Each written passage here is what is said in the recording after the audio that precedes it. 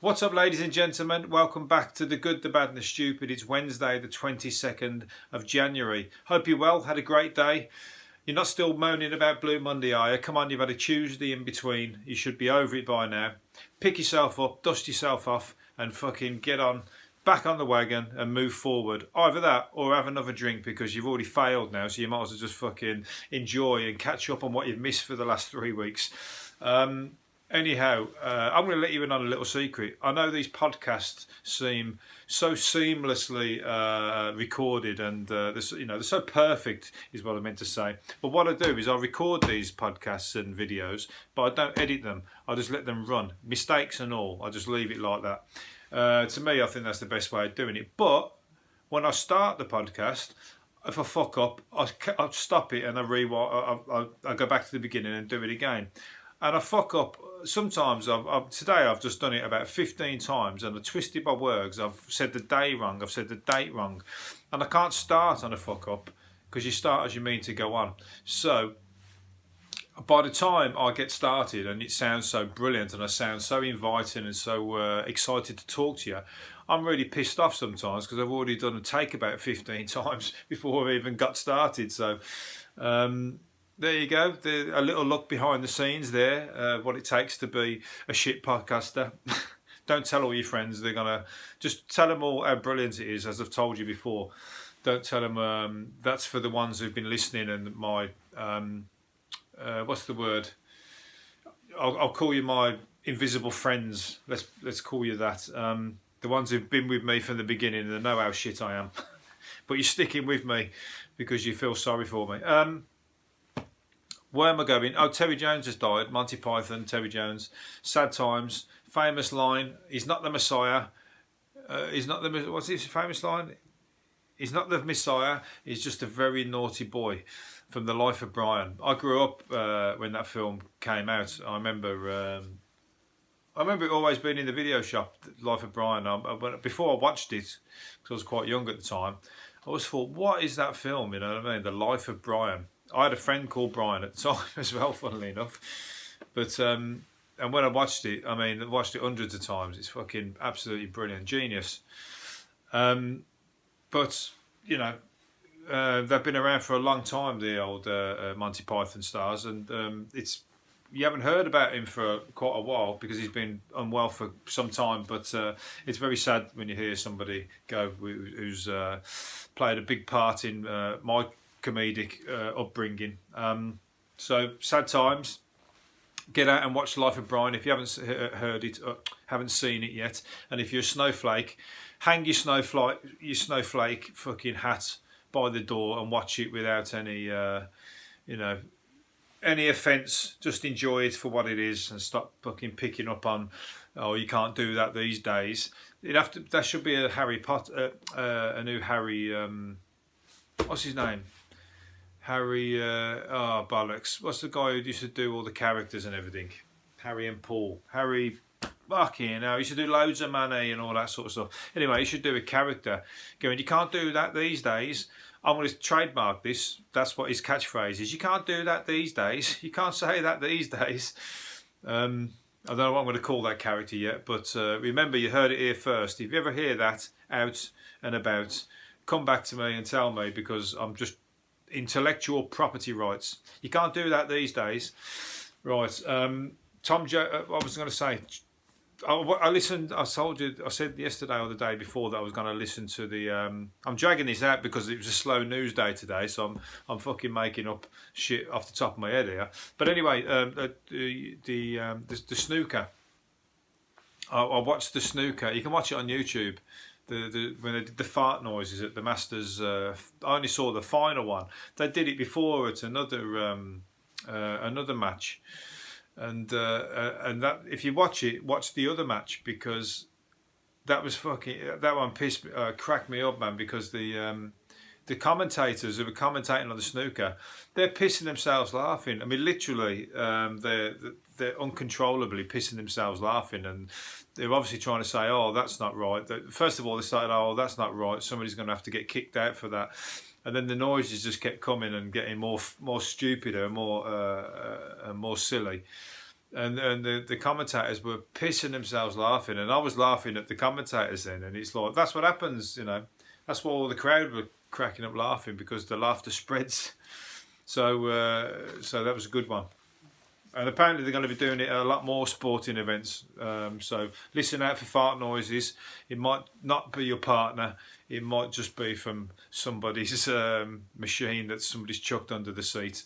So don't finish with anybody on the back of their flatulence on a first date. Double check that it's not a prank first by these guys called Troll Station. Donald Trump has urged world leaders to ignore climate change and to ignore Greta Thunberg in particular. He's calling everybody the prophets of doom. So everybody, the whole world is behind, or pretty much the whole world is behind or he's pretty much agrees on the fact that the world is in peril. I mean, the world's in peril. Take fucking climate change off the table. The world's in peril at any fucking moment from all sorts of shit, not just from climate change. You know what I mean? An asteroid could slam, the Earth could stop moving. You know, the ice age could come. All sorts of shit that just out the blue, bang, and the Earth could just blow up. We don't fucking know, do we? But the Earth's constantly in peril, and you should always be on guard for or have that as a concern anyway. But Donald Trump seems to, I mean, so even the climate change, you've got to kind of get on board with the fact that shit is happening, whether it's man-made or fucking not. But look at the ozone layer. When they had the ozone layer, at least people listen to scientists and they fixed the problem, I believe. I mean, as good as reversed it anyway, with all the aerosols and all that were causing problems with the ozone layer. They changed that situation on the back of scientists' advice. So for somebody who's got no fucking, he's probably never sat down and really fucking looked into it, for him to come out and just start saying scientists are talking out their arse, that's just ignorance as fuck, you know. And he's just like, what, saying, not on my watch, I'm just focusing. Fair enough, he's talking about the American economy and we're just going to focus on that. But you know, the Americans won't have any economy if everybody else goes down. You're going to have nobody to buy your shit off you, are you? So you're just going to be fucking trying to sell stuff to each other. So, you know, you've got to be, if you want to be, apparently the biggest job in the world you've got, and you come out and say that, you're just, you know, you're bringing ridicule on yourself, aren't you, basically? I mean, at least even if you do believe that, get on board fucking slightly. You know what I mean? Don't just come out and just say everyone's the prophets of doom. Ignore it. Let's just keep burning coal and fucking up the, you know, keep burning coal and buying oil. That's because there's coal and oil to be burnt and to be sold. You know what I mean? It's like people don't want to not sell their oil. If everyone said like stop selling oil, then what? You know what I mean? All those fucking countries who've got oil to sell. So it ain't going to happen just like that, is it? Anyway, Little Britain's coming back. Little Britain, they're saying that the snowflakes might fall foul of snowflakes and the PC killjoys or whatever. Some of it might, but they've got some ace characters, haven't they? But it's comedy at the end of the day. You got to, like, I mean, just put it on after a certain time and just say fucking choose to watch it. If you don't choose to watch it, and if you watch it, don't fucking moan about it because it's this way or it's that way. That's what you get with some comedians, stand-up comedians. You got to, like, you pick one. Some people like Michael McIntyre. Some people like Doug Stanhope. I like Doug Stanhope. You know, if you don't know who Doug Stanhope is, you know, he's very raw. Let's put it that way. Anyway, I love that character. Who's the one in the wheelchair? Andy, the one where he's got his character and his character's up the tree. There was one time when he's like looking for him, he's just jumped out of the wheelchair, turned around, and his character was up the tree. Anyway, that'd be good. I think all their characters, they're saying here, but pretty much most of their characters could be classed as, or some people could take offence to. Comedy is all about offending people. Well, it's not about offending people, but it's about fucking pushing people and calling out people and taking the piss out of things. Satire, for sure, but you know, you just got to ignore the snowflakes. Or take the piss out of the snowflakes. That's what they should come out and just fucking have a whole programme all about take the piss out of the people who are going to take offence to the programme. Remember, you've heard that one here first as well. That's another intellectual property I want. You can't do that these days. That's the catchphrase. What's his name going to be? Fucking Snowflake. I don't know. Think of another name to come after Snowflake. Snowflake Dave for now. I don't think that sounds very good though. Oh, Ozzy Osbourne's got Parkinson's. Sad times. He's a fellow Brummie and he's a local legend, obviously, where I come from, and down to earth and still fucking. I mean, you ever hear him? He's hilarious. He's got my sense of humour all fucking day long. Even when he's like just talking about some of the shit he's had to go through, like when he was he's had a lot of shit recently, from falling over and having to go into a hospital from didn't he have some blood thing off a split nail or something or other?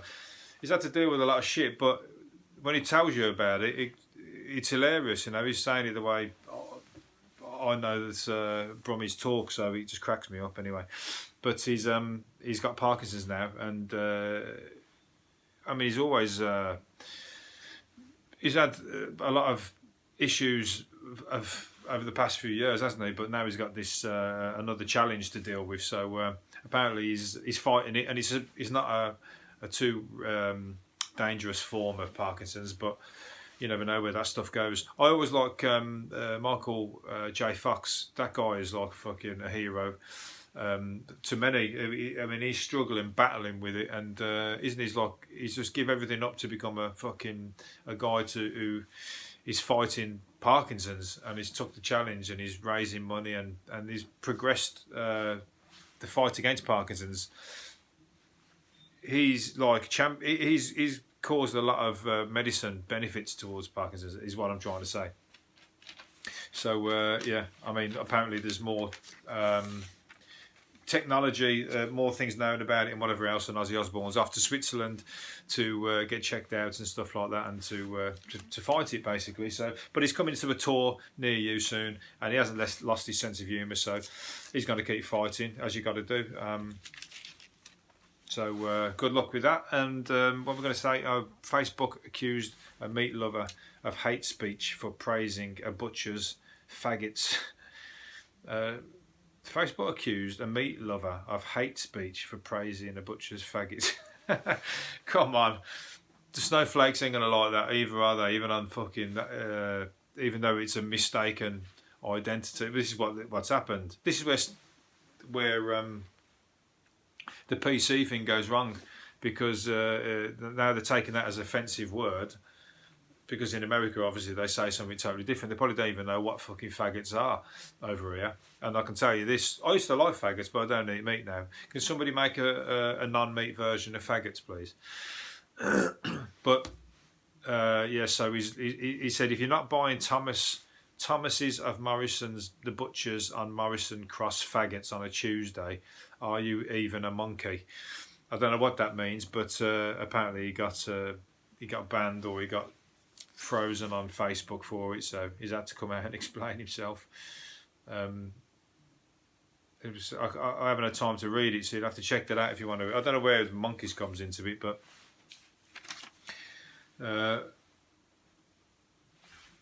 so yeah, offensive words, that can go anywhere. Offensive words here could be not offensive to somebody else, and it's the same as like when everyone's got different customs and that, and you can do something in this country and go and do it in another country, and they're like really offended by it. So you got to be up on your on the customs and stuff like that. You know, in different countries, when you go on holiday and you start doing something, and it like fucking really pisses somebody off, and you don't even know that you're doing it. I don't know any off the top of my head, but a lot of it comes with the food, or like I think in Thailand you can't tap somebody on the head. Not that you would go around tapping somebody on the head, but some people do, some fucking idiots. I remember one guy working in the kitchen, I think I've spoken about this before, bonked me on the head when I got in his way. He hit me on the fucking head with a soup spoon. I'll tell you what, he knew about that afterwards, because we nearly come to become face to face about it, but you know not to do it again. Put it that way. It was the chef, the head chef, who was doing a Gordon Ramsay on me, going fucking don't get in my way, and bonked me on the head. I was putting a pile of plates in the cupboard. I was like, what the fuck are you doing? You know what I mean? It's like, you can't do that in another job. Can you imagine in an office somebody walking over and just smashing you on the head with a stapler and going, what are you going to do about this? Anyway, where are we? Moving on. London has become off limits to the ambitious but poorer Brits from outside the capital. London's off limits for fucking people. You don't have to be poor for it to be off limits. You could be, you know, middle class and you still can't move to London. It's fucking ridiculously expensive. You've seen some of those prices on some of the flats. They're like from 595,000 for a one bedroom flat and stuff like that. It's ridiculous. I mean, I would be scared to buy something at that price, because I just thought the only way that could go is down. You could buy it at 500,000 and 95 whatever for a one bedroom flat. Can it keep going up? It's got to go down, hasn't it? I mean, people are buying broom cupboards and living in remember that years ago somebody bought a broom cupboard for fucking about 100 grand, and they turned it into a place to live.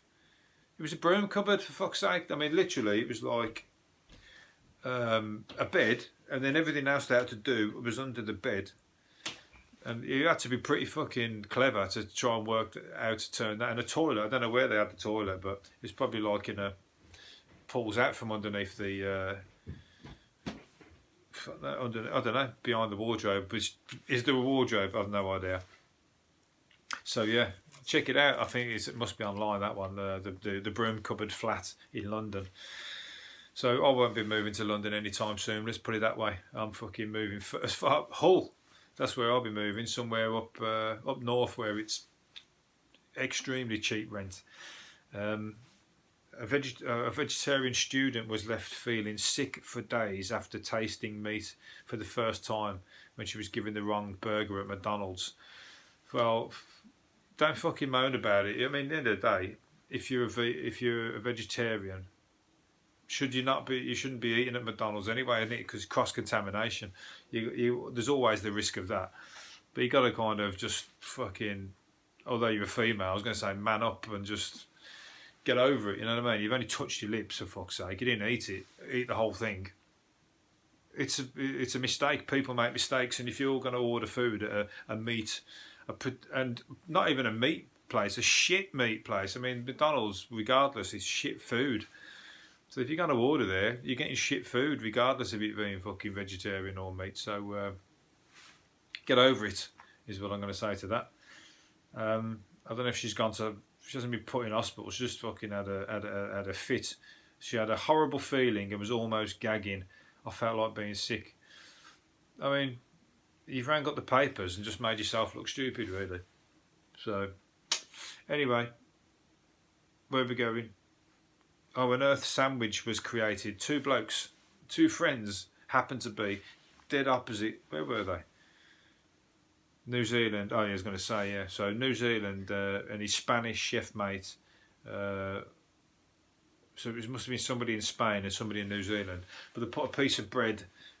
So they made an earth sandwich by putting a piece of bread on that side and a piece of bread on that side, and they must have linked up by some kind of social. That's technology today, isn't it? They've managed to sort of create what they called an earth sandwich. So again, that's probably another shit sandwich, fucking from what's in the middle, the way things are going for some people.